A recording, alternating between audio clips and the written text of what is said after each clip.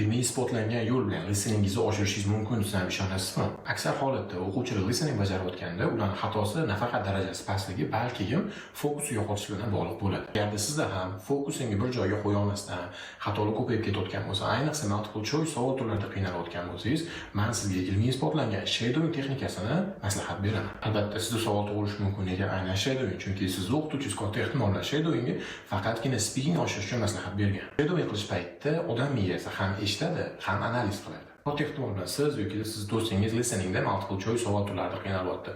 Ushbu videoni unga jo'nating va uni mushkulni yengil qiling. Shadowing o'zi qanaqa qilish kerak deydigan bo'lsa, listening uchun bir yo'g'i 1 yoki 2 daqiqalik ingliz tilidagi audioni olasiz va orqasidan ketma-ket qaytarishni boshlaysiz.